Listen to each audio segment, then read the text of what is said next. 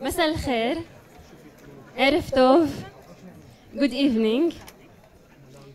احنا عم نرحب فيكم باسم رابطة الطلاب المسيحيين يلي نظمت هاي المحاضرة.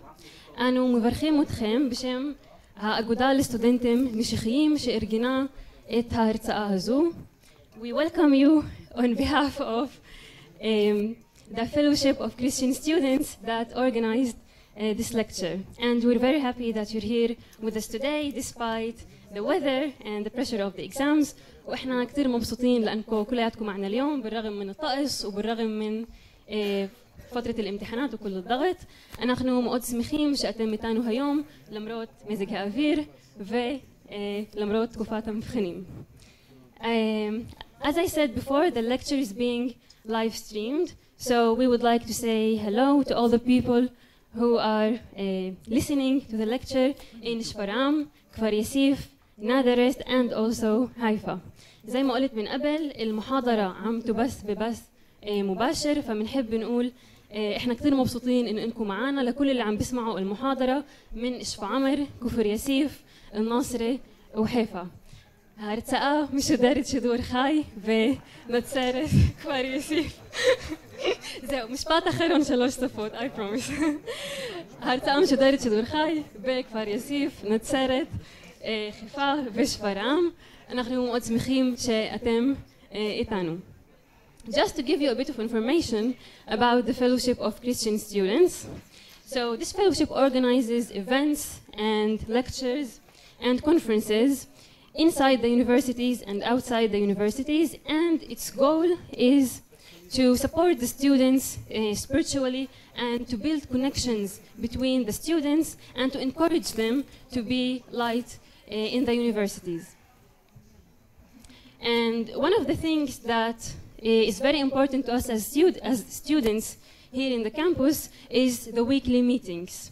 So we meet weekly here at the Technion, and we study the Bible together, and we pray together, students, and we encourage you very much, if you would like to join the group, we encourage you to join the group. You can see a link here in the feedback. So in the feedback there is a section where you can mark that you would like to attend the groups, and we will send you more details. I will just repeat it in Arabic. احنا من احلى الاشياء يلي بالنسبه لنا بالجامعه انه بنلتقي بشكل اسبوعي لندرس الكتاب المقدس ونصلي مع بعض. اللي منكم بحب انه يشارك بالاجتماعات بنشجعكم كثير انكم تشاركوا، واللي معني يشارك عندكم هون اللينك للتقييم فيه قسم يلي بتقدروا تقولوا فيه انه انتم بتحبوا تشاركوا بالاجتماعات، وساعتها احنا بندعيكم.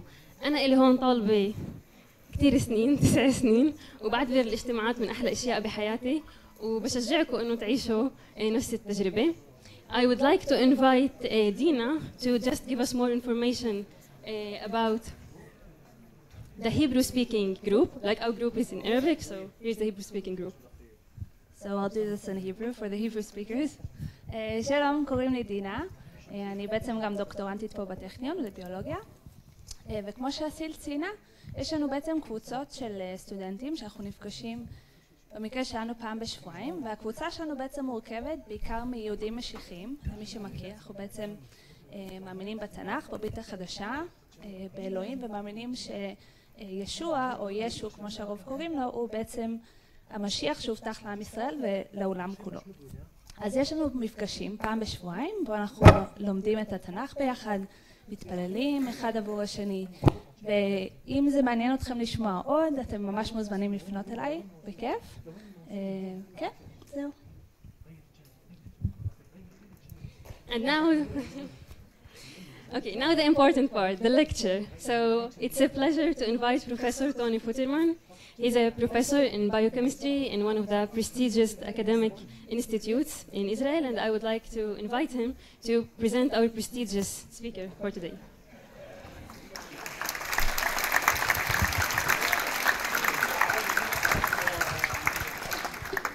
So the good news is I'm only going to speak one language, which means we should finish in about 10 minutes, not in about 30. So it's a huge pleasure and an honor and a privilege for me to welcome Professor John Lennox from Oxford. In the car on the way up here, he told me that he's actually been in the Technion before, 32 years ago, when he gave a lecture on mathematics. Now, John is a mathematician. For the last couple of decades, he's been at the leading edge of the discussion between science and, let's put it simply, God. And he's been the author of a number of books on this subject. One which just came out was called Can Science Explain Everything? And John's going to talk about that. But one which came out about a decade ago is this book, God's Undertaker, Has Science Buried God? And there are copies of it available for sale outside. I think it's 20 shekels. Believe me, it costs a lot more on Amazon, so it's worth you buying it. And Aravit, if you want the book, we have a few copies of that. Unfortunately, John's books, and this is a big mistake, have not been translated le'ivrit. I have good news and bad news. There is a book which discusses science and faith, be'ivrit, in Hebrew. The bad news is I'm the author of it. Mad'a ve'emunah hayalchu hashnayim yachdav, lehagen al emunah meshichit bekenut, be'anava uveyoshra. And these copies we're giving you for nothing. So 20 shekels for those and nothing for these. Let me say one thing about the questions. There is a link up there where it says questions, and please, if you have questions for Professor Lennox's lecture, send them in digitally. The amazing thing is that Professor Lennox hasn't started his lecture yet, and we already have 11 questions. 19. Okay, guys, I don't know how you can ask a question from somebody you've not yet heard. Could I just also say that we would be very glad if the questions focused on issues to do with the title of the lecture, which is, if I can find it, Has Science Buried God? Please send us your questions. My colleague George Abdo and myself will moderate the discussion afterwards, but they should be focused on the subject of the lecture. So, I am delighted, honored, privileged, whatever you want, to invite my colleague and good friend, Professor John Lennox, to come and give this lecture, Has Science Buried God?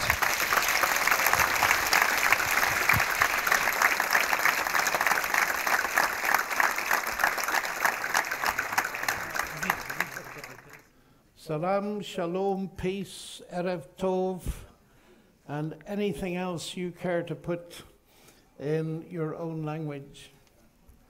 It's such an honor for me to be for the second time in this famous Technion Institute of Science.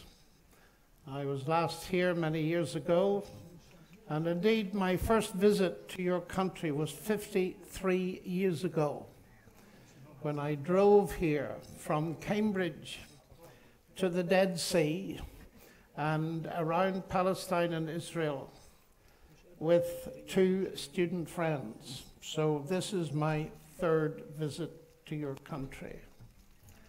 And tonight we are going to consider the question of the relationship between science and the God question.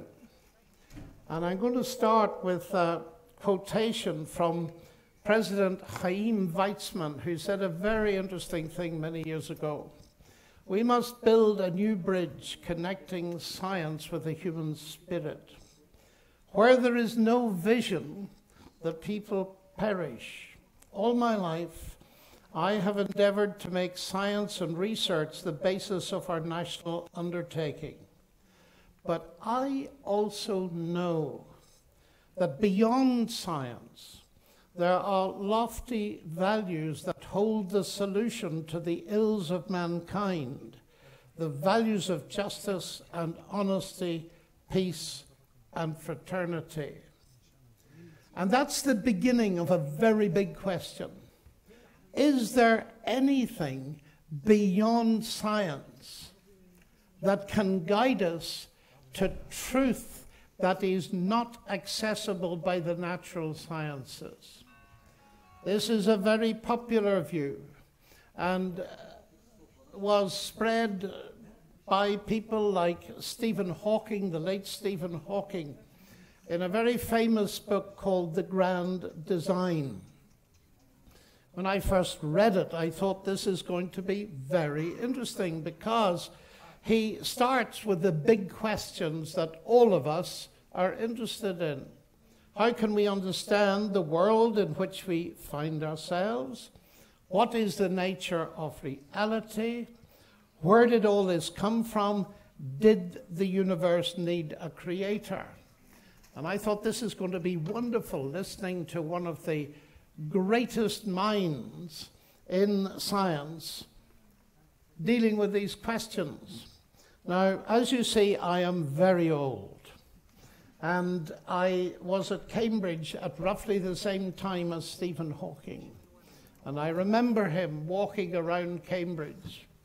And mathematically, he was light years ahead of me in his ability. And I'm only sorry he didn't live to get the Nobel Prize, because no one had yet discovered evidence for Hawking radiation. Perhaps somebody here will do it in the Technion in days to come and win the Nobel Prize. But what was fascinating was to see this brilliant theoretical physicist, cosmologist, suddenly say that traditionally, those questions are questions for philosophy. But philosophy is dead. It has not kept up with modern developments in science, particularly in physics. As a result, scientists have become the bearers of the torch of discovery in our quest for knowledge.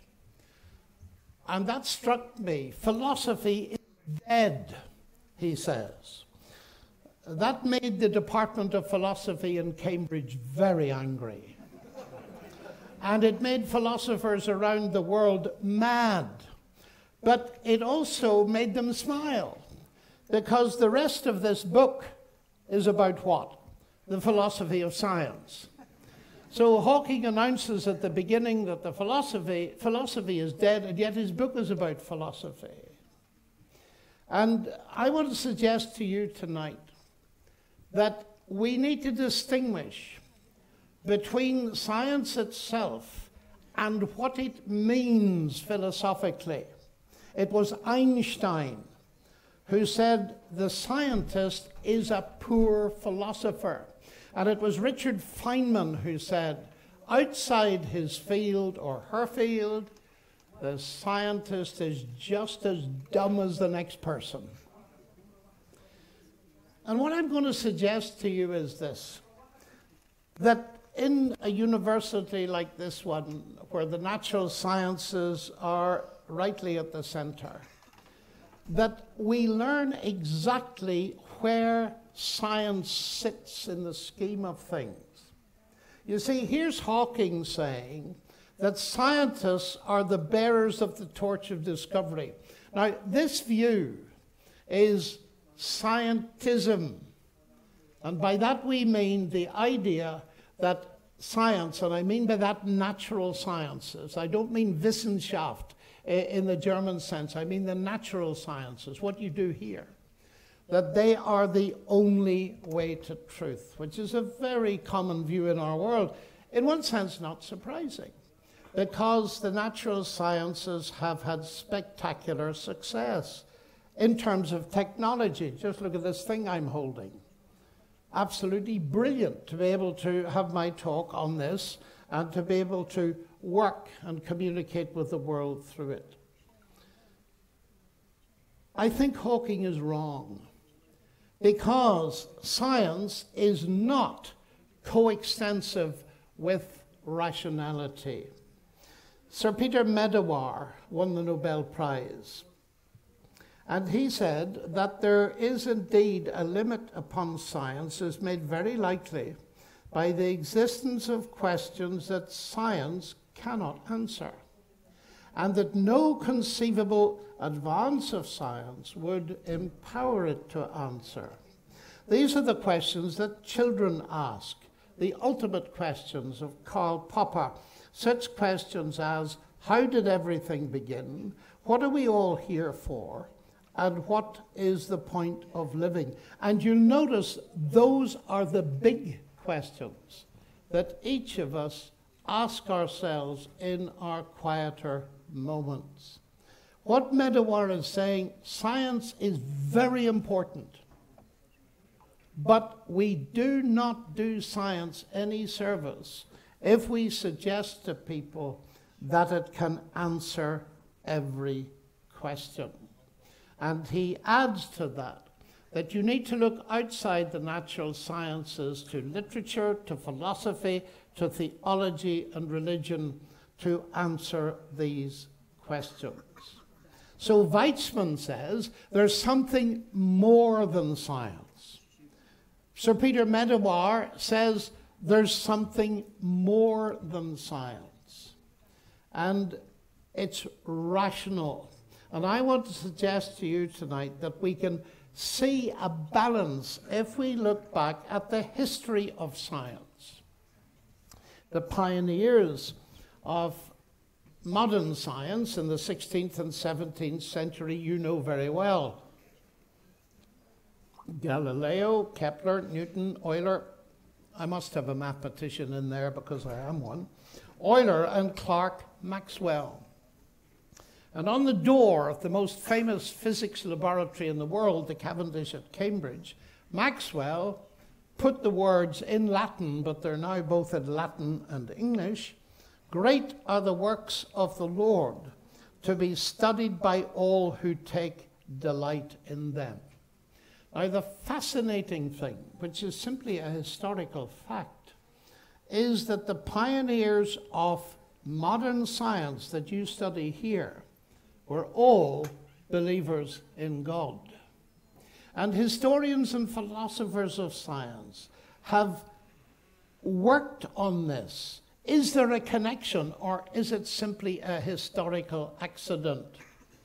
And C.S. Lewis, one of the geniuses of the 20th century, remarked this. Professor Whitehead, Sir Alfred North Whitehead, a brilliant philosopher, points out that centuries of belief in a God who combined the personal energy of Jehovah with the rationality of a Greek philosopher first produced that firm expectation of systematic order which rendered possible the birth of modern science. Now listen to this carefully. Men, unfortunately, ladies, there weren't any women scientists in those days. I'm thankful to say there are some brilliant women scientists today. Some of them are here. Men became scientific. Why? Because they expected law in nature. Why? They expected law in nature because they believed in a legislator. Let me put it bluntly. I am not remotely ashamed to be a scientist and a believer in God, because arguably it was the biblical worldview that has given me my subject. There is an intimate link between the two, and it's obvious what it is. Because you see, in order to do science at all, you have to be a person of faith. That might surprise you, because faith these days is often misunderstood simply to be a religious view that means believing where there's no evidence. No. Albert Einstein said, I cannot imagine a real scientist without that faith. What faith? Faith that the universe is rationally intelligible, that it is in part accessible to the human mind. You cannot do science without believing that to start with. You see, the scientific endeavor is based on a faith axiom. It's interesting, isn't it? And Einstein compared that with religious faith. My faith in God is also based on an axiom, but just as in science, we justify that axiomatic faith on the basis of evidence. So I'm going to be talking to you tonight about evidence-based faith. So I want to submit to you this, that the popular idea that there's a conflict between God and science, between science and theism, is very superficial indeed. And historically, we see it simply is not true. But nevertheless, when we move from Isaac Newton to Stephen Hawking, we find that Hawking disagreed with the pioneers of modern science. Hawking did not create the universe. Now, the question arises, when people reject a creator, are they doing it because of scientific advance, or are they doing it for other reasons? Because what we discover if we examine any individual, that we're very complex people. And all of us in this room have a worldview.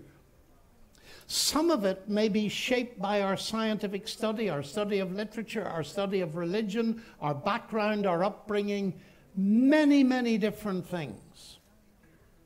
Richard Dawkins, of whom you may have heard, one of our famous atheists in Oxford, he feels that science directly leads to atheism. But you see, some people honestly admit that that isn't quite true of them. Let me cite another Nobel Prize winner, George Klein. I am not an agnostic. I am an atheist. My attitude is not based on science, but rather, interestingly, on faith. What faith? Well, here it is.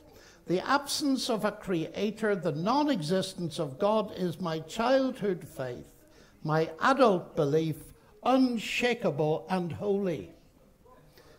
You see, ladies and gentlemen, we each have a worldview, and the two big worldviews that are going to sit in front of us tonight are theism and atheism, or naturalism, or materialism, whichever version you want.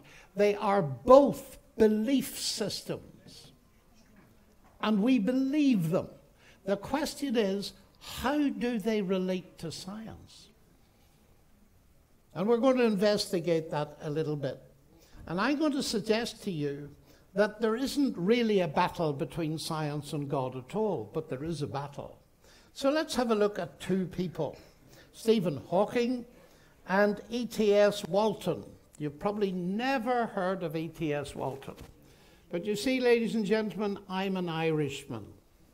Perhaps you've never even heard of Ireland, but let me tell you, it exists. It's a very tiny country, and it has produced one Nobel Prize winner for physics. And you may never have heard of him, but actually he worked with Sir John Cockcroft in splitting the atom, so he was a seriously bright physicist. Now, those two people are at the very top of science.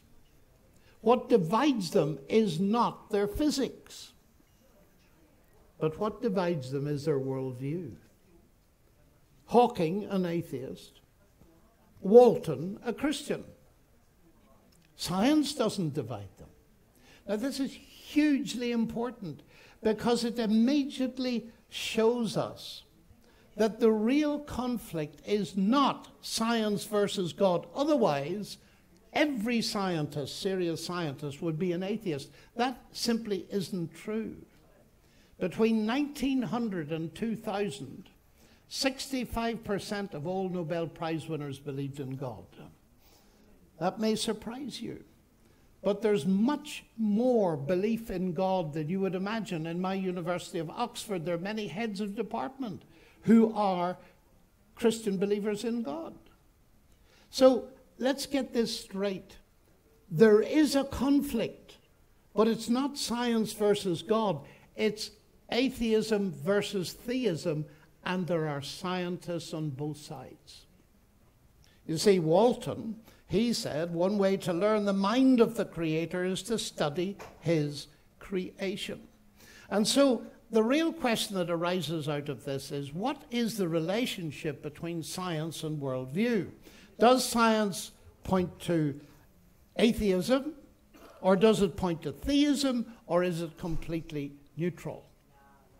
So let's examine that in one particular case. That's Hawking, because everybody's heard of him and many people have read his book.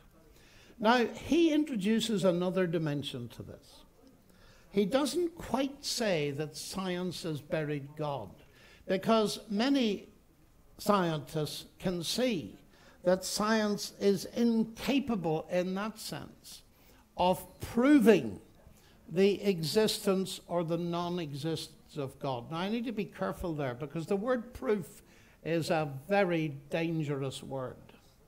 I'm a pure mathematician, and in my field, proof can mean rigorous logical proof, starting with that set of axioms, leading to those conclusions by very clear rules of logic. You only get that kind of proof in pure mathematics. You do not get it in any other intellectual field, even of science. What you get there, though, is the informal sense of proof, where we talk about proof beyond reasonable doubt, and where we mean we've got pointers, we've got evidence, and all the rest of it. And that doesn't mean it's necessarily weak. I cannot prove to you mathematically that my wife, to whom I've been married for over 50 years, loves me. I can't, but I'd risk my life on it. You see, I believe the evidence is there. There's so many things in life that don't admit of mathematical proof. I can't prove to you that the aircraft, which I will take from this country back home in 10 days' time, will get me there. But I've enough evidence and experience of aircraft to trust it with my life. So when we're talking about evidence-based trust, you should all be familiar with it. You trust a surgeon with your life. You cannot prove they're not going to kill you on the operating table. So we're all familiar with that. That is what I mean by evidence-based faith. And your friends, you trust some people and you don't trust others. That's because you're not a fool, you're not gullible, you look for evidence. So please, let's get rid of this idea that faith is a religious word and it means believing where there is no evidence. It's an ordinary word. In English, it comes from the Latin fides, which means fidelity and trust. And all of us know exactly what evidence-based faith is, especially after the financial crash. Do you remember that? We thought we could trust certain bankers. Remember that?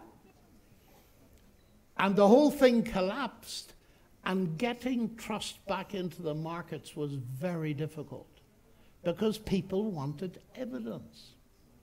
And I find it so sad when very brilliant people come up to me and say, oh, you have faith in God. That means you believe where there's no evidence. That is blind faith, ladies and gentlemen.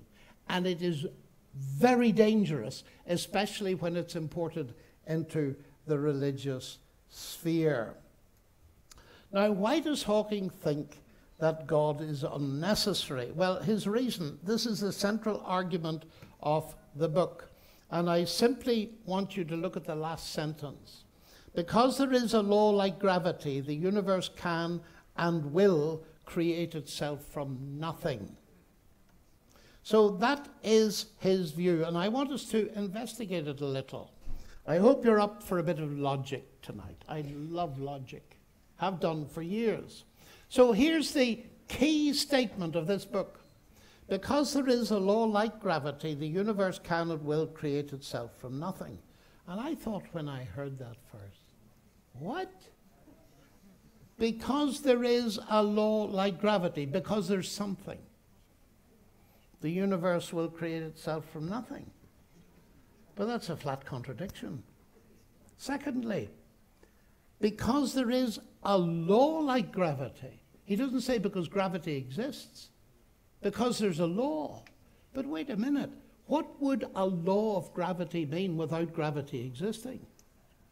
Laws only describe what is already there. And the question then arises, in my suspicious mind, is Hawking suggesting that the laws like gravity are creative? Well, certainly physicist Paul Davies does that.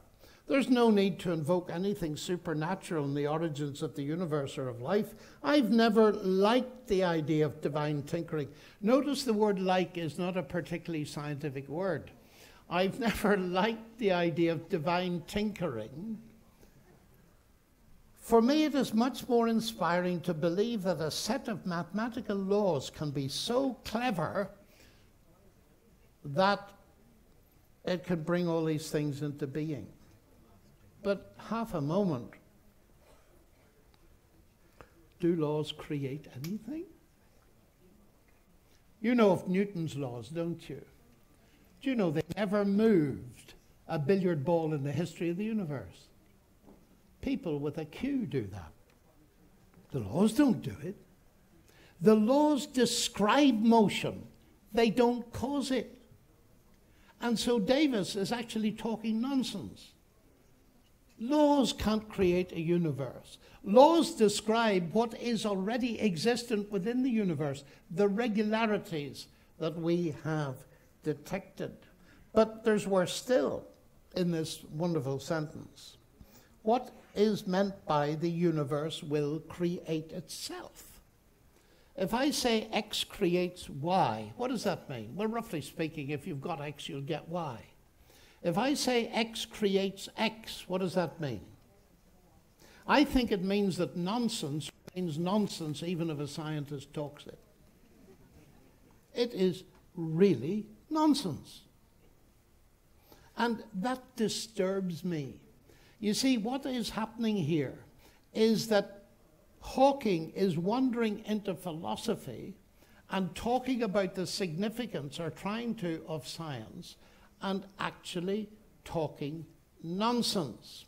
Now, the final point in it is a universe will create itself, which is nonsensical, from nothing. That's a very interesting concept. Have you thought much about nothing? I've thought a great deal about nothing. In fact, these days I go around the world giving lectures on nothing. Because we live in a fascinating age, ladies and gentlemen, where we have reduced the origin of the universe, first to mass energy, secondly to a quantum vacuum, and now to nothing. So you're faced with a choice. You may not have known that when you came in tonight, but you're faced with a choice for the explanation of the universe between God and nothing. Those are the only two meaningful choices in the market. So what do we mean by nothing? Well, listen to this. Here's one of the world's leading astrophysicists. Well, this is Lawrence Krauss in his book, A Universe from Nothing. Surely nothing is every bit as physical as something, especially if it is to be defined as the absence of something. What? I mean, if a 10-year-old wrote that. This is one of the world's leading astrophysicists trying to solve the problem created by the brilliant physics that lies behind the standard model of the universe. Because you see, as you know, the common belief at the moment is that space-time had a beginning, or the multiverses had a beginning, if you want to push it back even further. So now you have a problem. How do you get something from nothing? Leibniz's famous question. Well, here's one attempt to do it. Well, I got so interested in this that I started to inquire it, and I get interesting opportunities like speaking to you tonight. But some time ago, I was called upon to speak at the Harvard MIT Faculty Club. And all the audience were professors, and some of them were world-famous cosmologists. And I was having a friendly debate with Alan Guth, the father of inflation. You know, the idea that just immediately after the Big Bang there was very rapid expansion and so on. So we had a most interesting, he's a very friendly man, Alan Guth, and at the end of it, I did something I rarely do. I said, Alan, I'd love to ask the first question. So he said, that's fine. So I said to him, look, out there in the world, there is much ado about nothing. Everybody's talking about it. Now, please tell me, as a cosmologist, when you use the word nothing, do you mean what we mean by nothing? That is the absence of anything. He said, no, we do not. I said, thank you very much. You see, the way the problem is being solved is by redefining nothing. It is utterly fascinating. And there are dozens of books on nothing at the moment. I'm thinking of writing a book on nothing. But there are dozens of books, and what it comes down to this is, the problem is very difficult, scientifically. Now, what is my position? I think the universe came from nothing physical, but it didn't come from nothing. Because God is not nothing, ladies and gentlemen. You see, we have been sold a story that the fundamental stuff of the universe is essentially material, if you'll allow energy in that. Mass, energy, and now nothing. But you see, we forget that that isn't the fundamental stuff of the universe at all. The fundamental stuff of the universe, if you will forgive the crude word stuff, is spirit. And God is spirit, God is mind. And that turns everything on its head. But we'll come back to that in a minute. Here's another person, brilliant astrophysicist, winner of the Crawford Prize in Astronomy, father of astronomy he's regarded as, and in his middle age, he came to trust in God. Why? I find it quite impossible, writes Alan Sandage, that such order came out of chaos. There has to be some organizing principle. God to be is a mystery, but is the explanation for the miracle of existence why there is something instead of nothing. Or Nobel Prize winner Arno Penzias. Do you remember him? Discoverer, co-discoverer of the microwave background that led to the idea of a beginning to space-time. Astronomy leads us to a unique event, a universe which was created out of nothing, one with the very delicate balance needed to provide exactly the right conditions required to permit life, and one which has an underlying, one might say, supernatural plan. So here we have a division in the scientific world. There are brilliant scientists that reject God and espound atheism. There are brilliant scientists that believe in God. So we have the opportunity at university, and as we investigate these things, to look at the evidence where it points. And the first bit of evidence I've given you comes from history. It's simply a fact that the rise of modern science is associated with belief in God. The second argument I've given to you is that the idea that God is unnecessary appears to be associated with talking nonsense. And that makes me very suspicious of it. But let me now say that science buries many gods. Has science buried God? Yes, a whole lot. But not the God that created the universe, but it's buried gods like the Greek god of lightning. And you all probably have seen that cartoon there. The scientists have two brilliant bits of mathematics and there's a gap between them. And one scientist has written, then a miracle occurs, to get from the left-hand side to the right-hand side. So a miracle fills the gap.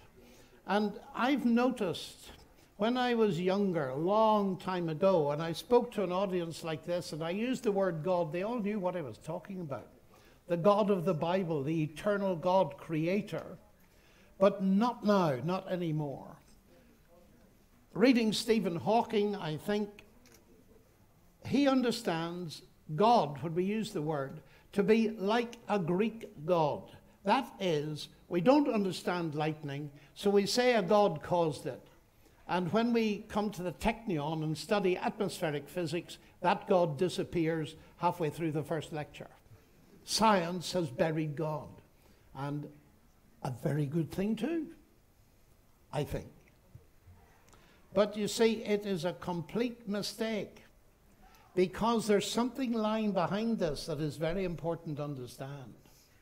You see, if you define God to be the explanation for what science has not yet explained, then of course you are forced to choose between science and God.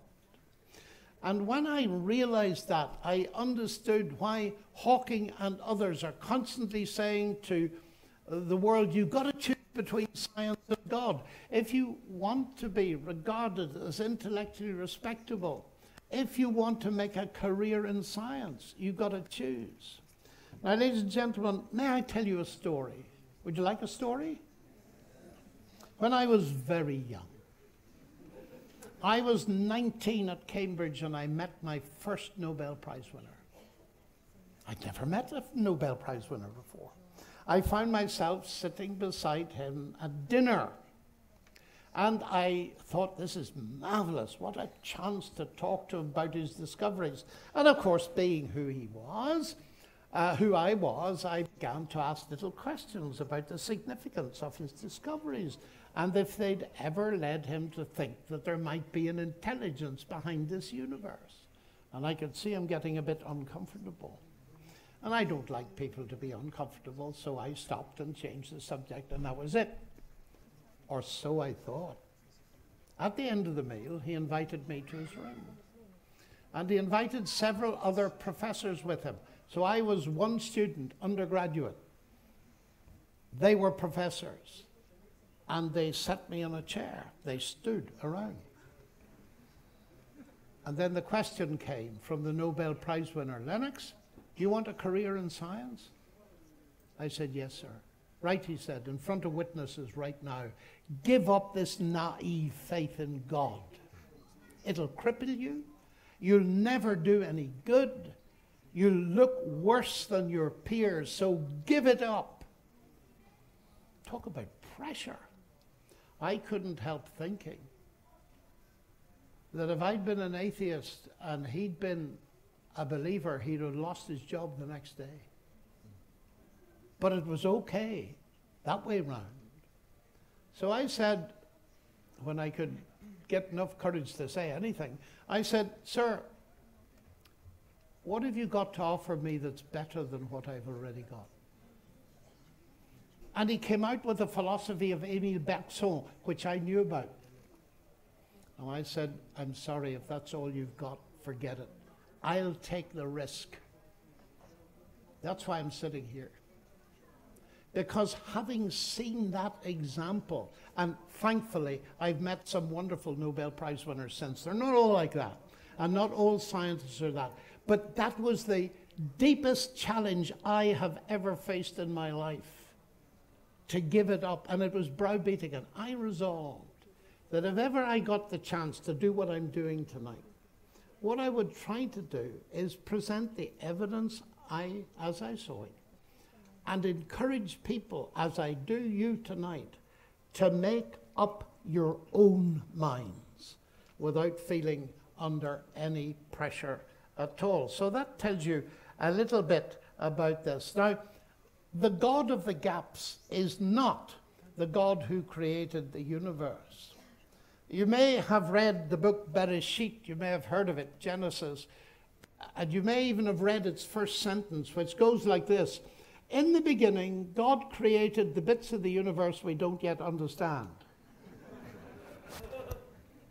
Bereshit bara Elohim, you know what it says, don't you, some of you? But it doesn't say that. In the beginning, God created the heavens and the earth. That is the whole show. The God of the Bible is not a God of the gaps. He's the God of the whole show, the bits we do understand and the bits we don't. Now think about that. If you're studying engineering here, and you study, say, at turbofan jet, and you begin to understand how it works. Do you admire the person who invented it more when you've understood it or when you've not understood it? Well, it's obvious. The more you understand, the more you admire the genius of the person who did it that way, not the less. And the more Newton understood of the universe, the more he admired the genius of the God who did it that way. So he put in the beginning of Principia Mathematica, the most famous book in the history of science, I hope that this book will persuade thinking people that there exists a deity. That's the way life works. And the more I've done of science and philosophy and all the rest of it, the more I admire the genius of the God who does it that way. So we find that the biblical worldview is telling us of a God who created and sustains it all. And Bereshit is very interesting because it not only says in the beginning God created, it then gives you a sequence.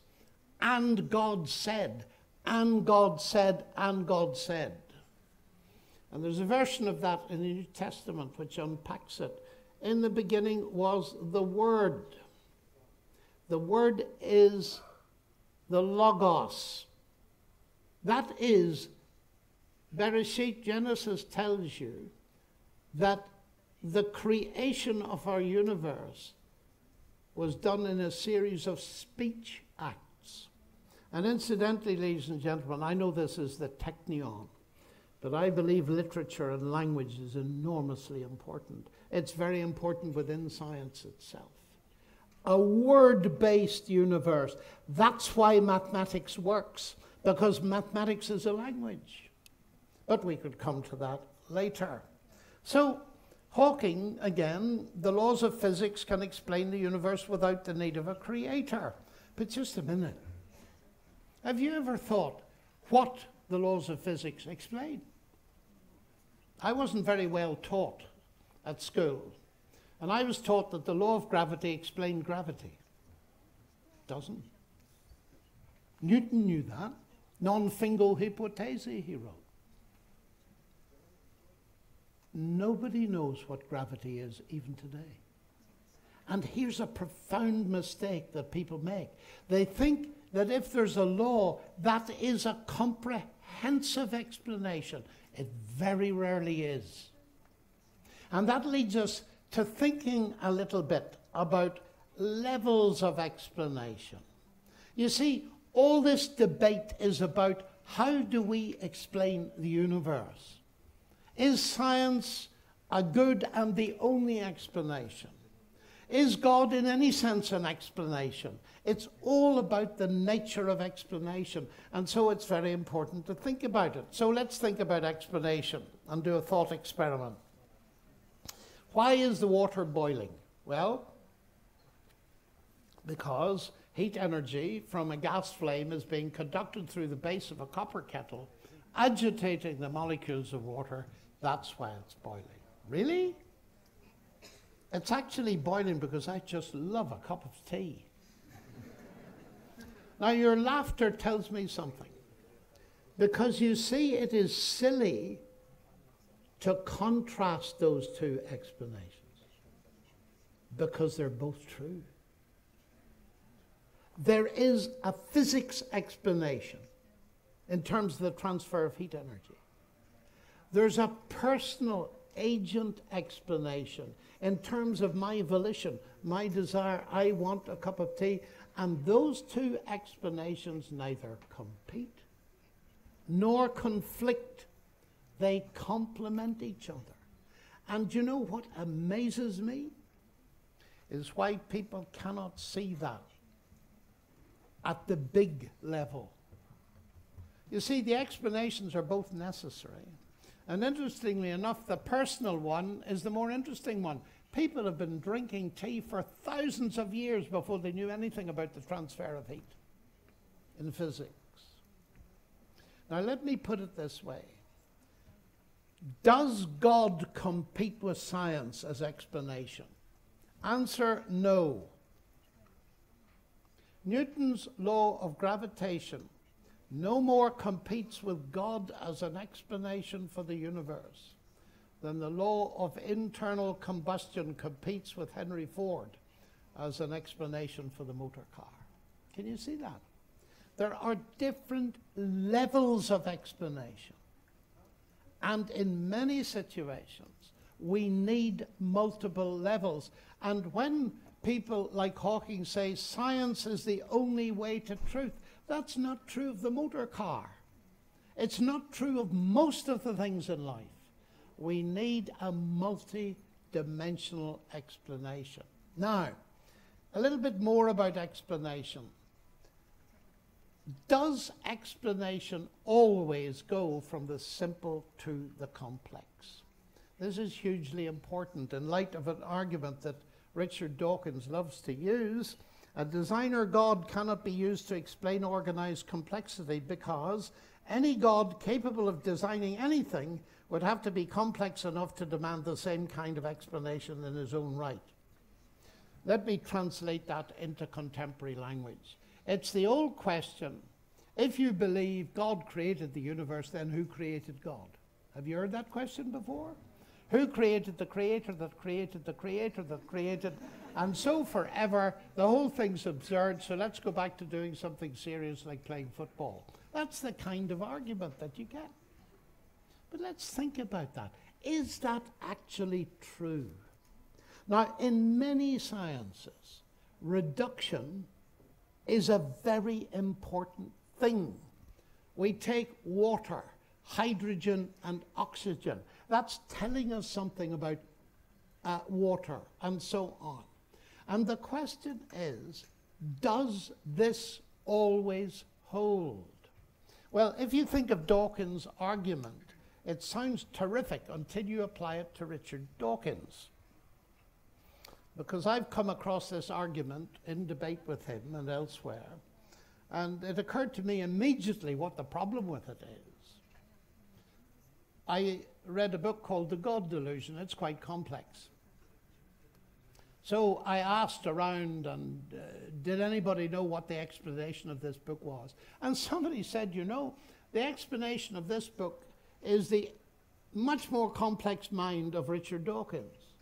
Well, I said, that cannot be an explanation according to Dawkins himself, because you're explaining the book in terms of something more complicated than the book.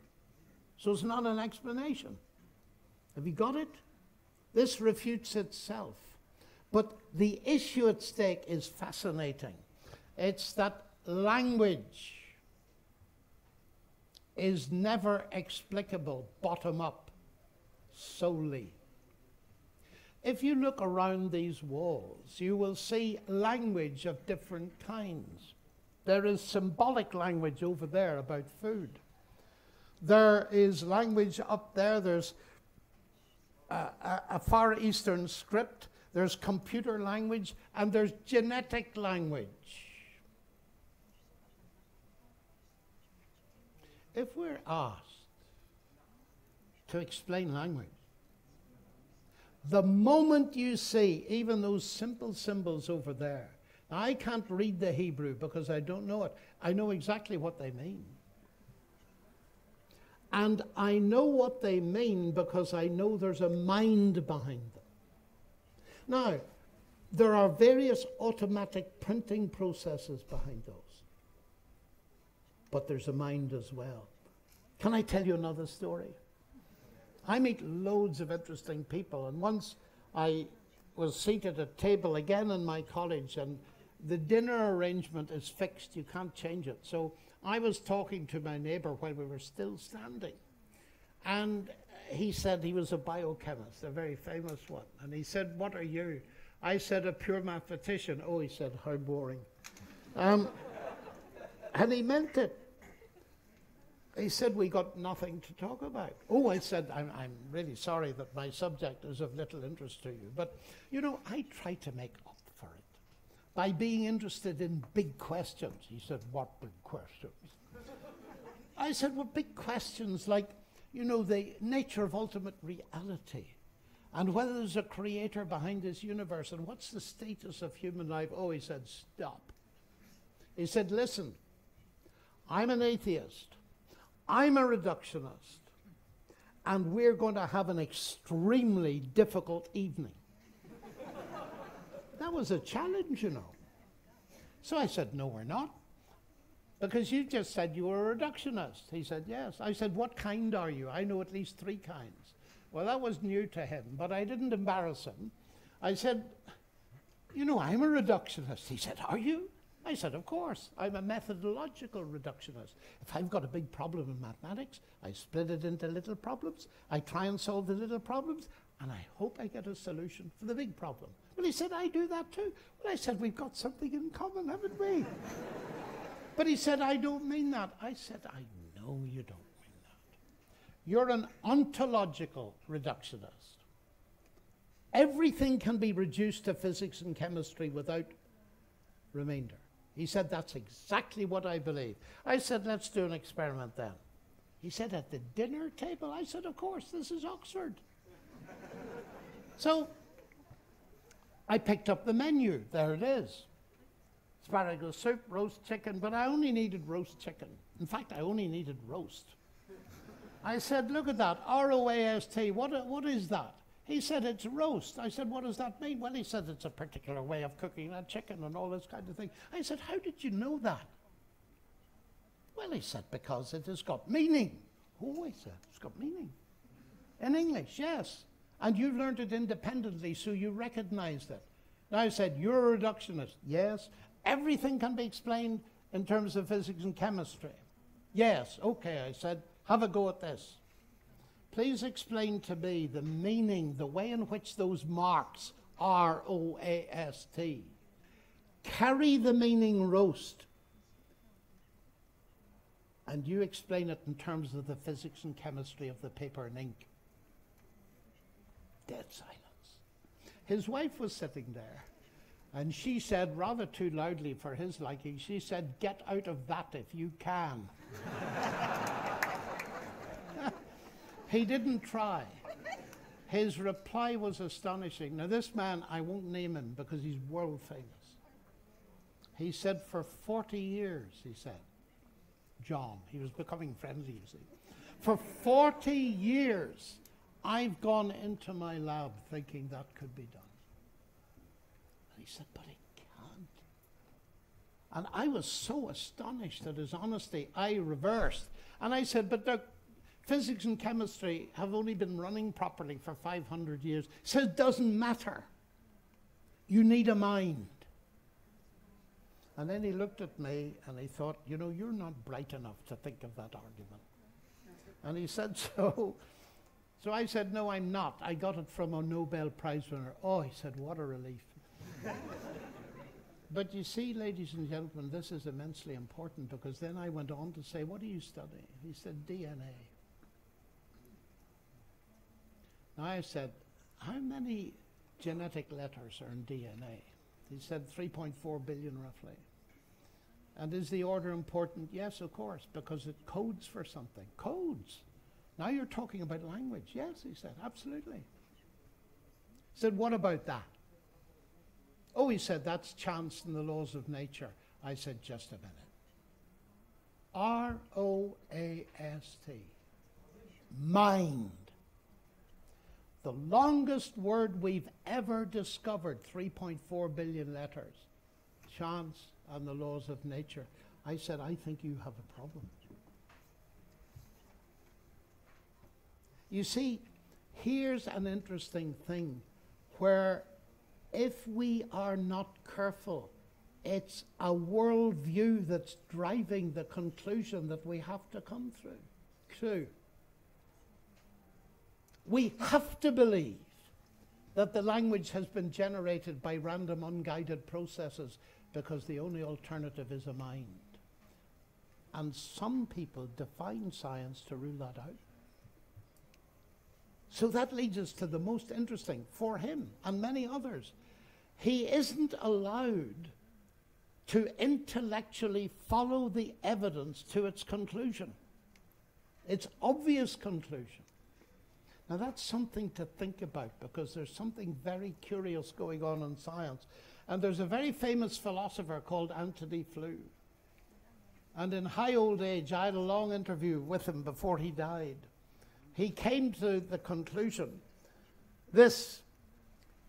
looking at DNA, I have been persuaded that it is simply out of the question that the first living matter evolved out of dead matter and then developed into an extraordinarily complicated creature.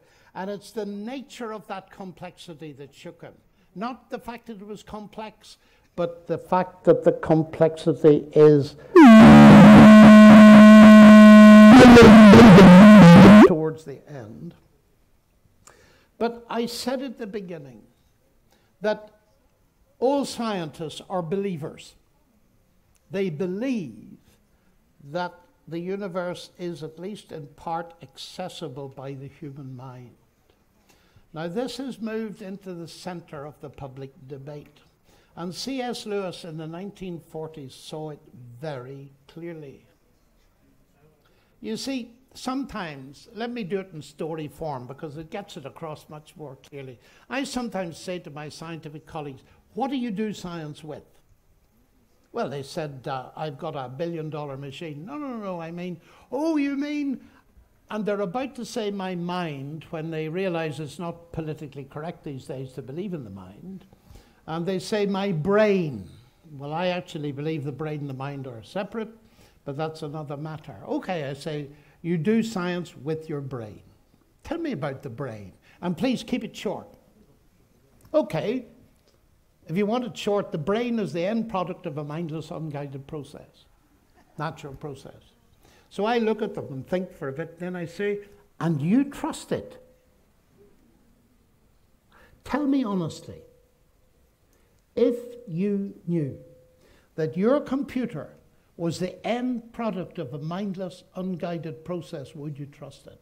And I forced the answer out of dozens of scientists, and every single one of them had said no. I said, you've got a problem. They said, where did you get that argument? I said, you're going to be very surprised where I got that argument. Charles Darwin, no less. But then with me, he wrote, the horrid doubt always arises whether the convictions of man's mind, which has been developed from the mind of the lower animals, are of any value or at all trustworthy. Would anyone trust in the convictions of a monkey's mind if there are any convictions in such a mind? Now, C.S. Lewis talks about this, but the most interesting man talking about it these days is the brilliant philosopher, atheist, Thomas Nagel. In a book called Mind and Cosmos, with the most provocative subtitle I have ever seen in my life. Why the neo-Darwinian view of the world is almost certainly false. What? That's provocative these days. And he says, if the mental is not itself merely physical, it cannot be fully explained by physical science. Evolutionary naturalism implies that we shouldn't take any of our convictions seriously, including the scientific world picture on which evolutionary naturalism itself depends. So I move to this conclusion. Has science buried God? No. But science threatens to bury atheism. Science threatens to bury atheism. Because if you assume an atheistic worldview, you lose any grounding for the rationality you need to do science. You see, Newton and co. grounded that rationality in the rationality of God. If you remove God and say, well, it just happened through natural, unguided processes, you've then taken away a rational ground. So one of my major reasons for believing in God is because I'm a scientist. Not because I'm a theist or a Christian. It's because I'm a scientist.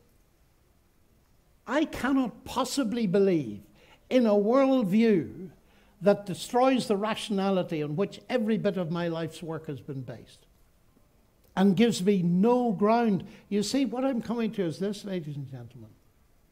That's blind faith. My scientific colleagues all trust the reason, and they all tell me it's ultimately meaningless. You can't have both at once. And so it seems to me that the biblical explanation that grounds rationality in God not only gave rise to modern science, but we need to start thinking of it again. And that brings me to my very last point. Hawking's book again. If we involve God, the real crunch comes with the question, are there miracles exceptions to the laws? This book is rooted in the concept of scientific determinism, which implies that the answer is that there are no miracles, nor exceptions to the laws of nature. And this is an argument that goes back to the Enlightenment philosopher in Scotland, David Hume, who once said miracles are violations of the laws of nature.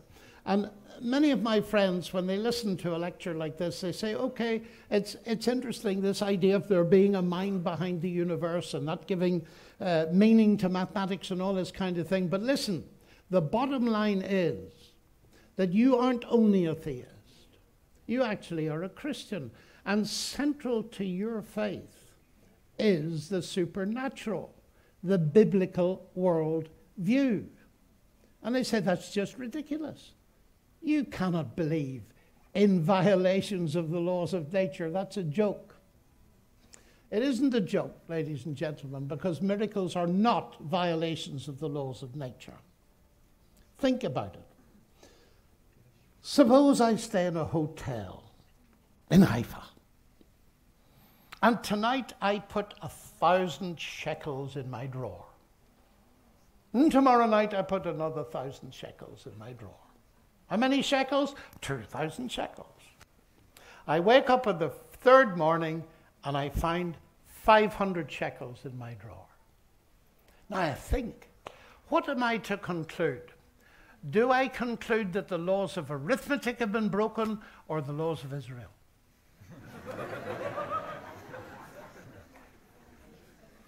Which? Yes, the laws of Israel. How do I know that the laws of Israel have been broken? Because the laws of arithmetic have not been broken. You see, it's my knowledge of the laws of arithmetic that tells me that a thief, or my wife, of course, has put her hand in and taken all those shekels out. Now think about it. It's a very simple illustration, but it's brilliant. It's due to Lewis. You see, my mistake in thinking about my drawer was that it represents the universe, a closed system of cause and effect. But I didn't realize it was an open system. And somebody could put their hand in and remove the money. Didn't break any laws, except the laws of the country. And the confusion that rages in the popular understanding of things is that the laws of nature are like the laws of a country. They're not. You see, ladies and gentlemen, let me come to it. Well, let me come to, I wonder do any of you recognize this? This is just up the mountain here, isn't it? Do you remember what happened up this mountain? Eliyahu challenging the prophets of Baal, and fire came down from heaven and devoured them right on this mountain. I wonder, do you believe that? Or do you think that's absolutely improbable scientifically? Well, it is improbable, but it's not impossible. Because science describes in its laws what normally happens. And the fact that we have laws is because God has created a universe that normally runs in certain ways, so that when God does something special, we can recognize it. If you didn't know it wasn't normal for fire to come from up there onto Mount Carmel, you'd have said, well, there's nothing special about that. But it didn't normally happen. And so we need to get a bigger understanding of the universe. And you see, that is why, in principle, science cannot tell you that miracles, the supernatural, is impossible. Now, I don't believe all miracles, of course. That would be crazy. But you see, central to my faith, there are certain huge things. I've been talking about God as the Word. I actually believe he became human in this country 20 centuries ago. Now stake my life on it. Really? God becoming human? What a spectacular thing. Because most people think of religion as human beings searching for God. But if this story is true, it's the exact opposite. God comes down here. And on the third day, just a few kilometers from here, the claim is that death was conquered. I tell you, if there's anything I want to know, is the big question in life is this it? Or is death not the end? That's why it's special for me to be in this country. Because here are the roots of everything I hold utterly dear and precious that have guided my life. Are miracles a step too far in a scientific age? No, they are not. And the biblical miracles, Eliyahu and all the rest, no more violate the laws of nature than a thief violates the laws of arithmetic. Science, good science, is evidence-based. My faith in God and in Yeshua is evidence-based. Now, you may challenge that evidence. That is your right, and you should do it. But I want just to point out that the claim is that it is evidence-based. Jesus did many other signs, semeion in Greek, pointers, evidence on which belief can be based. Thank you for listening to me for so long. I'm looking forward to your questions. Thank you very much.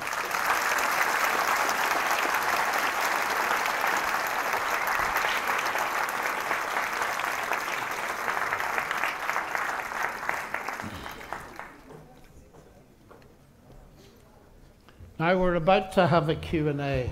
Let me say something to you about a Q&A. Q&As are a very inadequate process. Why is that?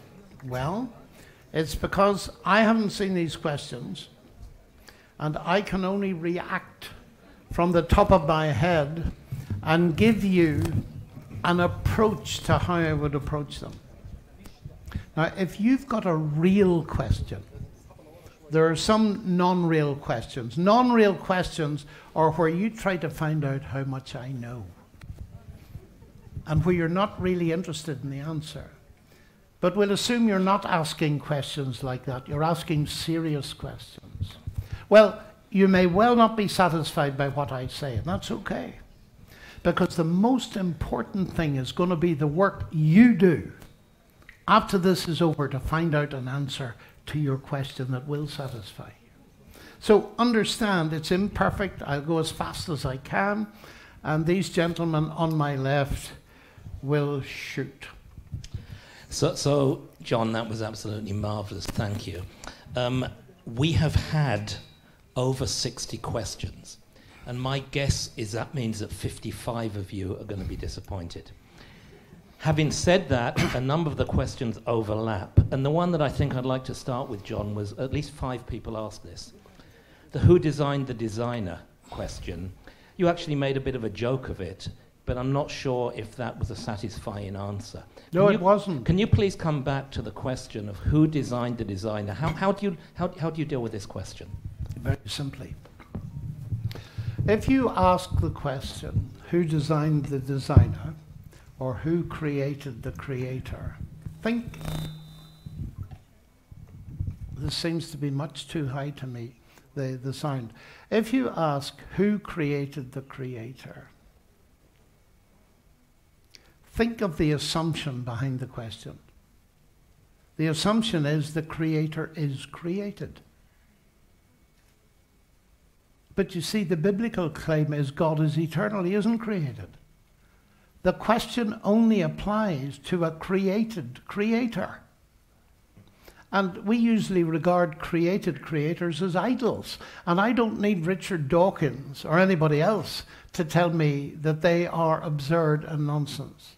You see, this is what philosophers call a complex question.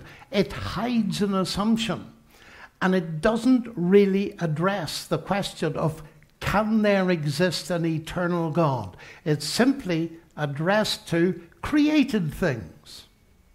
Now, when Dawkins put this to me in a debate that you can see on my website some years ago, I said to him, of course, this question does apply to created things. Now I said, let me put it to you, Richard Dawkins. You believe the universe created you. Who created your creator? I'm still waiting for an answer. And I think philosophically, to go back even further, the issue is this. Do the questions go back forever, or do they stop? Now, what I find is they stop on both sides. With me, they stop with God, who is eternal and not created. So that question doesn't apply to him.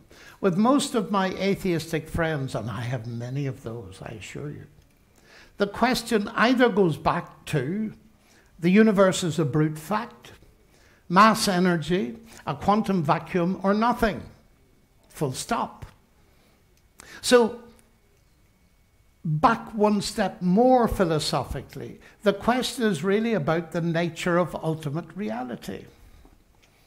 And there are two versions that I've mentioned to you, and we have to decide what we believe, which reality is ultimate.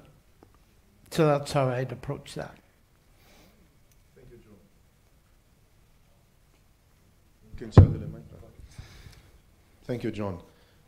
You proposed that God is eternal, and there are two explanations, which are God or nothing. But what about the universe being eternal? Well, that's interesting. If we'd been having this discussion 100 years ago, that would have been a fairly common view, but it isn't anymore. I'm trying to be scientific about this. You see, the whole problem here is caused, and rightly so, by the standard model of the universe, which gets you down to a beginning. So the universe is not eternal in the view of contemporary science. So we don't need to follow that. You see, many philosophers of science and historians of science would say that science was held up for centuries by the fact that the dominant worldview was that of Aristotle, an eternal world in which the Earth was fixed and everything was rotating around it. And can I tell them another little story? Would you like another story? Okay. I was at a very famous laboratory, which I mustn't mention, with some very famous physicists, philosophers, and all this kind of thing. And we were discussing the question of the Big Bang, origin of the universe. And I mentioned the Bible, and I was stopped. And a very famous professor of physics stood up and said, "Please tell us you were joking." I said, "When?" "When you told us that the Bible, the Tanakh, could have any relevance to contemporary science." And I said, "I'm sorry, I wasn't joking." And there was dead silence. You can imagine, it was packed full of physicists and all kinds. I said I wasn't joking. I said, "Listen, the Bible is, of course, by definition, pre-modern science. It doesn't discuss much about this universe. I do not teach algebra from the book of Leviticus, for example. I never have and I never shall. But I said, when it says, in the beginning God created the heavens and the earth, that's talking about the same heavens and earth that you study. Now I said, let me just say this. How is it the Bible got the idea of a beginning long before you did?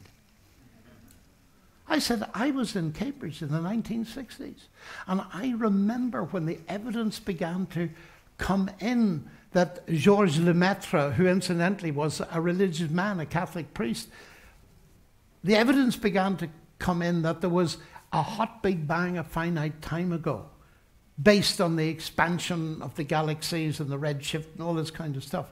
Now I said, let me make a little suggestion. I can make a scientific prediction on the basis of the very first statement in the Bible. If you had not been so wedded to an Aristotelian world picture that you imposed on the universe, so that you regarded the earth as fixed and motionless and eternal, then perhaps if you taken more seriously the very ancient biblical worldview, you look for evidence of a beginning far earlier than you did. And that was that.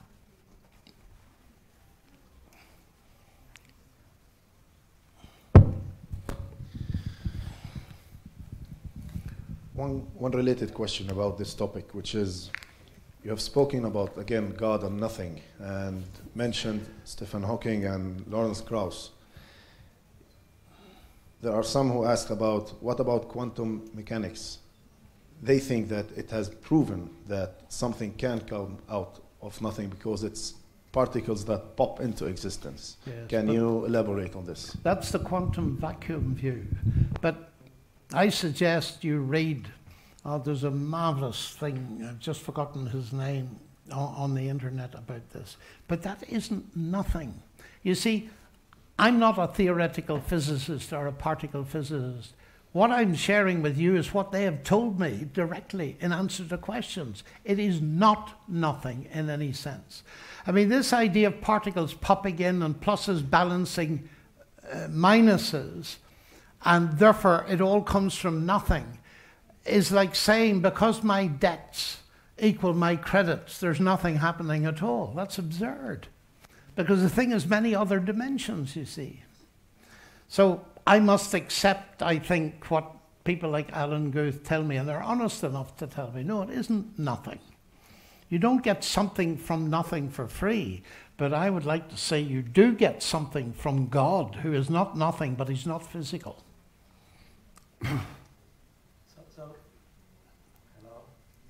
Hello? Hello. Let's change the subject a little, John. You mentioned Anthony Flew, who I believe published a book called There Is a God. As you mentioned, after he examined the complexity of science and the universe, he came to this conclusion. I'd like to go back to the watchmaker argument, made first by Paley, and then the blind watchmaker argument made by Dawkins.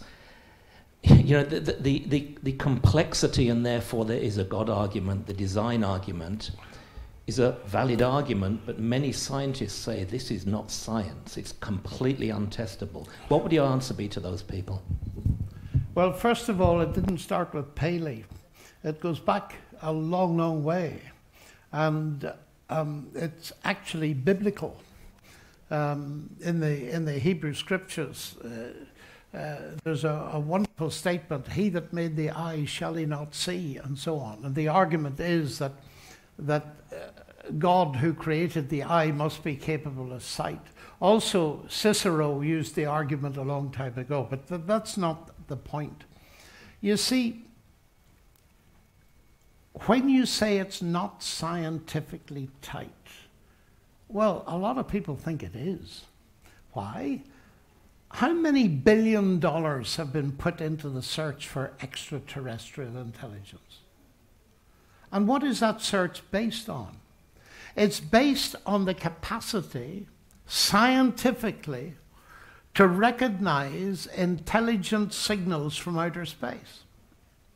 So you wouldn't do that unless you believe that you can do it scientifically. So that falsifies your statement straight away, unless these people are completely crazy. They believe there is evidence out there. Do you know, by the way, what is the best evidence for extraterrestrial intelligence? Do you know what it is? That they haven't contacted us. But anyway, go on. We actually have a wonderful question. In the design, can you hear? the design question. I'm just going to quote it, but I've lost it. "The eye is a perfect design," says the guy who wears glasses. Is design perfect? Well, not always, of course. You see, we are creative people. God has created us in his image, and we design things. And any design engineer tells me, and I'm not an expert here, but I talk to them, that design is always a function of compromise. And again, it's been discovered by people who say, well, there can be no God behind the eye because of the blind spot or because it's upside down. And then work is done in Israel, actually, that shows actually that that is not the case. But in general, I would go back to what I said before.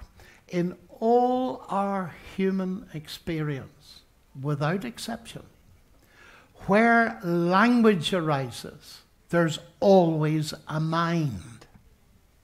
Now, you can believe, if you like, that there are exceptions, but I see no evidence for them. And quite frankly, I prefer explanations that make sense to explanations that make no sense. And when I see that, think of the thing I've mentioned a couple of times, which is important to me as a mathematician, the mathematical describability of the universe. How is it that somebody thinking in her head here comes up with an equation and it appears to describe what's happening either out there in space or at the atomic level? How does that work? Eugen Wigner, who won the Nobel Prize, talked about the unreasonable effectiveness of mathematics. But it's only unreasonable if you're an atheist. It's not unreasonable if you're a theist. It's perfectly reasonable. And it's those linguistic pointers that, to my mind, point to the fact that it's consistent with all we know of science to recognize intelligent input where we find it. And interestingly, I belong to a group of professors at Oxford, and we meet to discuss these difficult questions. And this design question came up one night. And I listened to the learned talking for a long time. And then I put up my hand and I said, I have a question. What I want to know from you is this. Is it scientifically legitimate? Here's a black box, and we're investigating it scientifically. Is it legitimate to pose the question and look for scientific evidence that this box involves an intelligent input at some level? Every one of them said, yes, it is. Well, that was a good start. One of them was a Nobel Prize winner, incidentally. But you see, it seems to me that the refusal to accept the implication doesn't come from science. It comes from a pre-believed worldview of naturalism. And we're told endlessly that the solution has got to be naturalistic. You don't, as Richard Lewontin, the world-famous geneticist, says, we look for materialistic solutions, not because science compels us, but because by our prior a priori materialism, we are forced to look for a material solution, no matter how counterintuitive, because we cannot allow a divine foot in the door.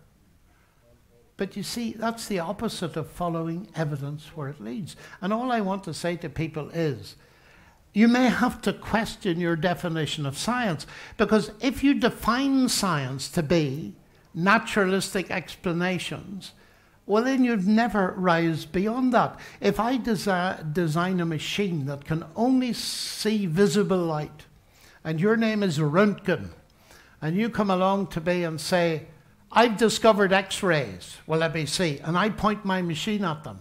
And I say, X-rays don't exist. My machine doesn't see them. No, because it's designed not to see them. That doesn't prove they don't exist. So many people define science, the natural sciences, excluding any possibility of ultimate purpose or design. They're entitled to do that. but they are not entitled to say that therefore no intelligence exists, because by definition their science could never discover it. Hi, guys.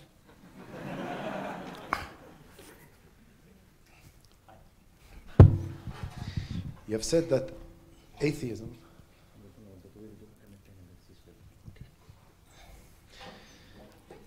You have said that atheism is a worldview. Mm-hmm. But I'd need to qualify that. Yes. How can it be a worldview when the questioner says that it's only a rejection that God exists? Oh, I understand that question perfectly, and I apologize to you for not giving you a half-hour lecture on this. Theos, no God.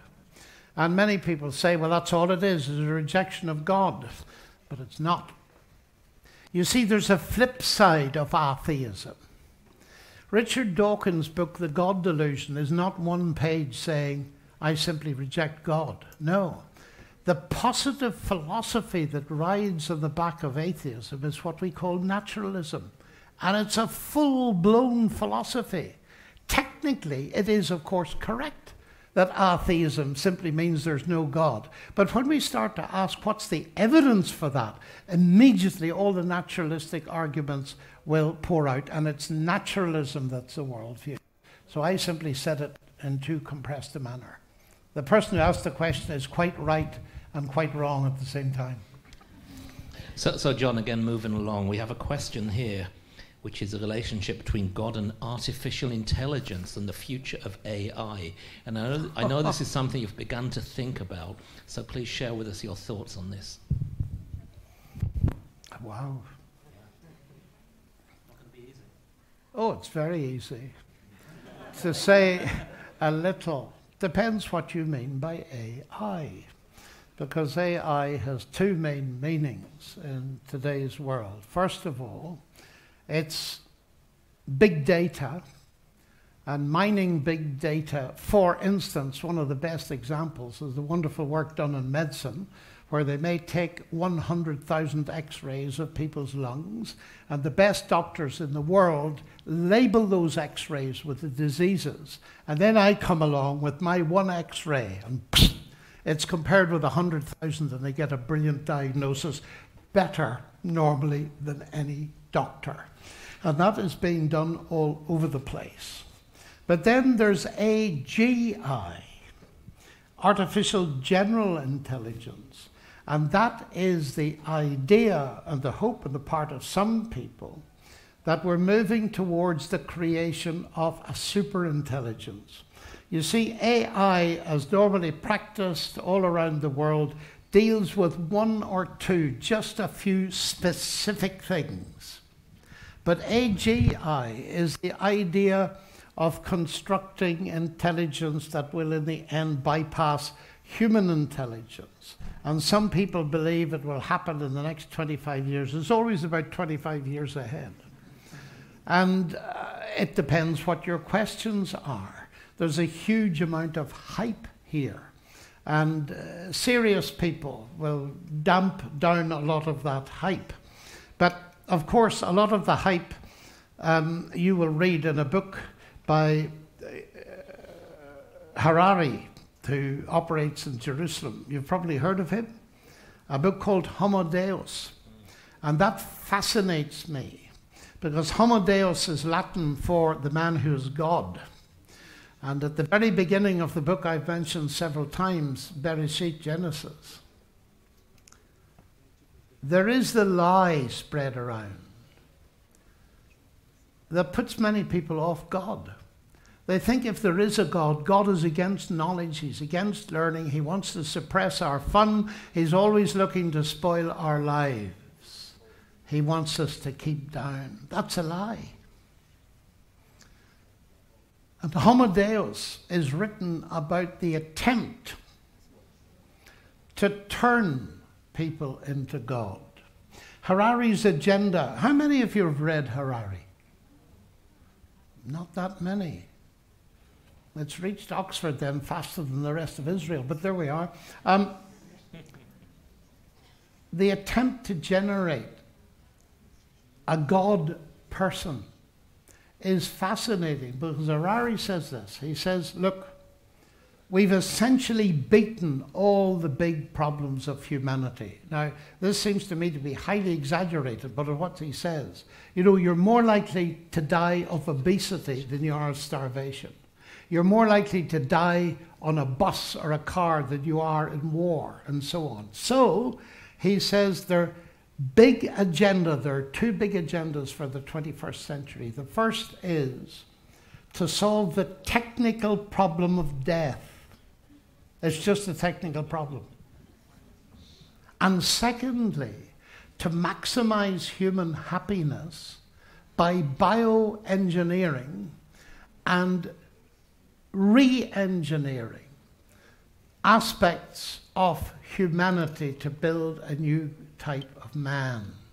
So he says this is going to be the big drive. And it fascinates me, ladies and gentlemen. Do you know why? I'll just tell you briefly why. That's why I'm writing a book on it. It interests me so much.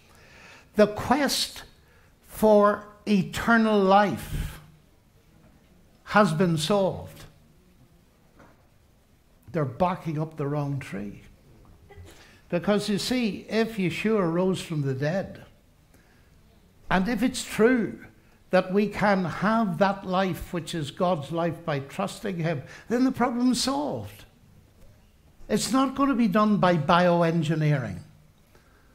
It's going to be done by trusting the God that created life. And you see, the idea of becoming a God like man, well, the promise is, make of it what you want, is that people that trust God become his sons and daughters, receiving his life. What amazes me is the whole AGI program has been totally anticipated in what we read in the Bible. But I'll not be tempted to say any more about that tonight. Read my book when it comes out. The next question, you touched on it a bit, and it's about also logic. You said that they will solve the problem of death. But the question here is about evil.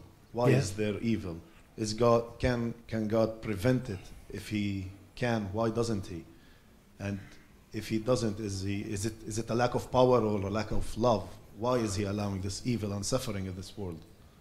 So it's kind of an evidence for the non-existence of God. So can you elaborate on this problem of evil? Oh, yes. But how long have you got? This is a huge question. The problem of pain and evil is the hardest question any of us face, no matter what our worldview is. Isn't that true? I've no simplistic answers to it, but I think there's a way in. You see, there are two aspects to it. It's one thing to watch people suffer. It's another thing to suffer yourself. And so when we consider this problem, I look at you all. I know some of you are hurting, deeply hurting. There are some of us who aren't. We're, so to speak, enjoying the good life. Our health has been good so far. And we don't see what's going on in your heart. And that's why I want to be very sensitive about this, because the one thing it's easiest to do is to come across as cynical, as if there's some easy fix to this. There is not. And people have discussed it for ages and ages. Think of the way he formulated the question. If God is good, is God is powerful? And I remember as a student discussing late in the night, if God is good, well, should he do this and could he not, and etc., etc. And you know what I noticed? There was never a solution to any of those questions. Not satisfactory. Now, I'm a pure mathematician, and when you keep asking a question for 100 years, it's a good idea to see if there's another question you could ask that might get you further. You see, what is the problem? Let me put it crudely to you as I see it. The problem is, as each of us look out at our world, it's a mixed picture. I sometimes say it's beauty and bombs. Look up at the sky, as I do through my telescope, and see Andromeda, or see Orion Nebula, spectacularly beautiful. And then look at the newspaper headlines: child abuse, bombs, terrorism, everything. The fact is that we're all faced with a mixed picture. Logically then, any worldview worthy of the name must be able to face the fixed picture that we all see. Does that make sense? Now, I will have to be, this is in a way a very personal question, and I would like to take an hour over it. But I'm not going to do that because of two things. One, I arrived in New Zealand 2 days after the earthquake. And if you Google my name in New Zealand, you'll see what I have to say in detail, for what it's worth. But you see, as I look at this, I've tried hard over the years to think of another question that might help me, and here it is. It's a very difficult question. Granted that the world presents a mixed picture of beauty and bombs, is there anywhere any reason to believe in a God that you could trust with the answer to that question? Wow, that's a big one. I do believe there is. Because, and just, you may disagree with this. Many of you will, but at least listen and think about it. Why am I a believer in Yeshua? Because, uniquely in history, at the heart of the Christian faith, there is a cross. Now, I know this is difficult for many of you. The idea that he should be God incarnate, we find it's just too big. But look, suppose it just might be true. Then what's God doing on a cross? It tells me at the least that God has not remained distant from human suffering, but has himself become part of it. That's where I begin to see a window. And it opens wider when I observe that the God who is like that raised Yeshua from the dead, and that opens up a huge possibility that what all the prophets said centuries ago, this is a moral universe, ladies and gentlemen. Every fiber of our bodies cries out for justice. Now, if atheism is true, the vast multi-billions of people who've lived on earth will never get justice. They'll never get it here. And because death is the end, they'll never ever get it. But all the prophets, as you know, talked about a day of judgment. I think that's a marvelous concept. We don't like the idea of judgment because we always wanted to deal with the other person. Why is that? Because we are afraid of having to face it ourselves. But this is the genius of it, you see. Let me explain just briefly. You see, the heart of my faith in God is that God has done something about it. And that Yeshua he was wounded for my transgressions, as Yeshayahu said centuries ago. And so, by trusting him, I can have peace with God and know acceptance with God. That's big stuff, you know. If it's not true, forget about it. But it's worth thinking about because it is the only story that I've ever discovered that's big enough to begin to give me hope that there's an answer to your question. Thank you, John. There are a lot of more questions, but sadly we don't have the time to go over them all. But I encourage you to leave your feedback in the link above on the screen. And once we have done it before, and we made a small group and we came and we discussed other subjects and questions that you have. So please leave your feedback, and you can also leave the questions there. We would like also to remind you that there are some books in English and Arabic and Hebrew regarding the subject that we have listened to today. And in the end, I would like to thank you, and please join me in thanking Professor Lennox.